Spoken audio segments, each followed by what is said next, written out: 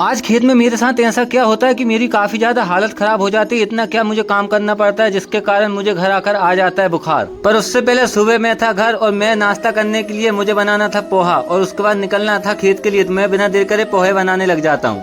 पोहा बनाने के बाद और पोहे खाने के बाद मैं डायरेक्ट निकल लेता हूँ अपने खेत के लिए। और खेत में नहीं चलती है गाड़ी क्योंकि काफी ज्यादा कीचड़ हो रहा था रास्ते में, इसलिए मुझे जाना पड़ता है पैदल। और पैदल जाने में भी काफी ज्यादा समस्या हो रही थी, घुटने घुटने तक पानी भरा था। इतनी ज्यादा समस्या आ रही थी मुझे चलने में। उसके बाद भी मुझे खेत में जाना था क्योंकि खेत में जाना जरूरी था। जैसे तैसे करके इतनी मुश्किलों के बाद भी मैं तलाई को पार कर लेता हूँ। तलाई पार करने के बाद पैरों की हालत ऐसी हो गई थी, सारे पैरों का कलर ही चेंज हो गया था। उसके बाद बिना रुके मैं पहुंच जाता हूँ अपने खेत में। और खेत में गया तो खेत में जाकर देखा कि नर्मदा जी हमारे खेत में आ चुकी थी। हमको इस वाले गड्ढे में मचाई करनी थी लेकिन मचाई पॉसिबल नहीं थी क्योंकि नर्मदा जी का पानी इस गड्ढे में घुस चुका था। अगर यहाँ पर ट्रैक्टर उतारते तो ट्रैक्टर भी डूब सकता था। इतने में मुझे मौसा जी मिल जाते और हम चले जाते ऊपर वाले गड्ढों की ओर।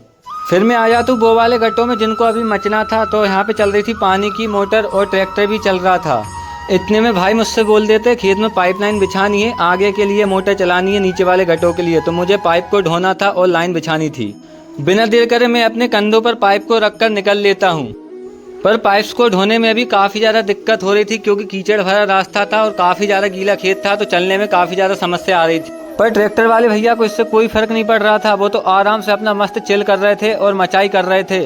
मैं भी फिर एक के बाद एक पाइप्स को ढोने लगता हूँ और जल्दी से फटाफट से पाइपलाइन बिछाने लग जाता हूँ क्योंकि काफी ज्यादा काम करना था।